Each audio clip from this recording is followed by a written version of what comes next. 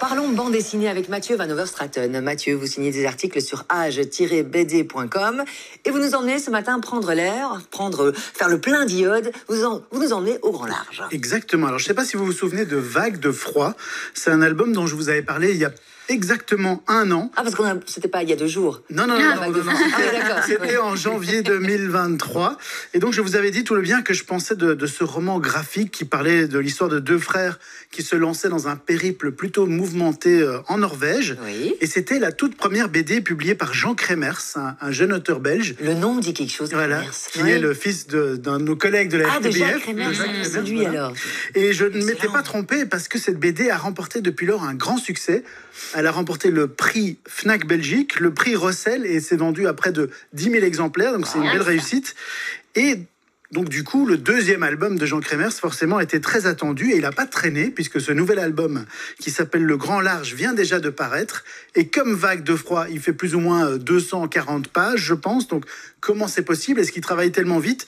En réalité, il a travaillé sur les 2 projets en parallèle, Vagues de froid et Le Grand Large, ce qui lui a sans doute permis d'enlever un peu de pression et d'angoisse de la page blanche. Ça démarre, vous parlez d'angoisse, c'est assez angoissant, là c'est la tempête. Oui, alors c'est une histoire plutôt angoissante, plutôt étonnante, parce que elle commence de manière très étrange, avec un papa qui décide de mettre sa fille dans une barque avec un simple sac à dos et qui la force ensuite à prendre le large. C'est pas des manières, ça, au milieu monsieur, d'un océan où la tempête fait rage. Enfin. Donc cette pauvre jeune fille qui s'appelle Léonie et qui en plus a une prothèse à la place d'un de ses bras, se retrouve toute seule au beau milieu de l'océan avec des vagues énormes.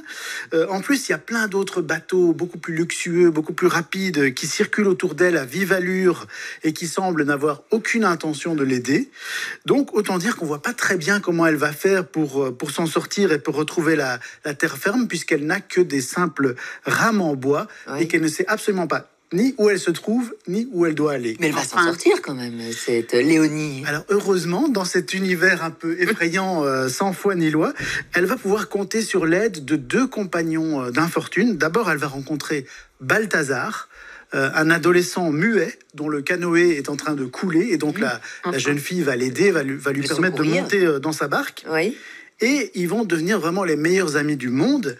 Et puis, ils vont être rejoints par Agathe, qui est une vieille dame qui semble être perdue sur l'océan depuis un certain temps, dans le grand large, et qui a un peu perdu la boule, mais qui va quand même s'avérer d'une aide précieuse pour Léonie et Balthazar. Et donc, ces 3 naufragés plutôt improbables, une jeune fille à qui il manque un bras, un garçon muet, une vieille dame qui perd la boule, eh ben, ils vont unir leurs forces pour essayer de retrouver un rivage. Les dessins sont géniaux, moi j'aime beaucoup. On est emporté, on passe presque sa vie sur l'eau. C'est assez étonnant, mais c'est quoi le fin fond de la BD, en fait, le message? Donc il faut surtout pas dire à Jean Crémers que son livre fait penser à Waterworld, parce que ça l'énerve. Vous voyez, je n'ai pas dit. Le film avec Kevin Costner. Mais par contre, sa BD, c'est en gros une métaphore du passage de l'enfance ou de l'adolescence à l'âge adulte. Donc en fait, on est tous jetés à un moment donné dans une barque sur l'océan. Vous savez, ce jour où les parents lâchent notre main et nous mettent à l'école, on se retrouve dans la cour de récré. Et ben c'est un peu ça. L'histoire du grand large, c'est de nous montrer comment on doit apprendre à naviguer sur les flots de la vie. Et donc ça donne un roman graphique à la fois divertissant, parce que c'est un roman d'aventure, et en même temps philosophique, puisque ça parle du passage à l'âge adulte, et ça parle aussi des inégalités sociales. Donc on peut dire que c'est une belle métaphore et une belle réussite pour ce 2e album de Jean Crémers. Si j'ai bien compris, ça vous a plu? Oui, tout à fait. Allons-y, on peut... C'est à la fois divertissant et avec une réflexion, donc ça vaut la peine. Suspense aussi. Voilà, et du suspense. Album à remporter, là tout de suite par SMS au 6003, démarrez votre message par le large pour Le Grand Large. Large, nom, prénom, ou Le Grand Large, mettez tout le titre, comme ça on vous retrouve bien.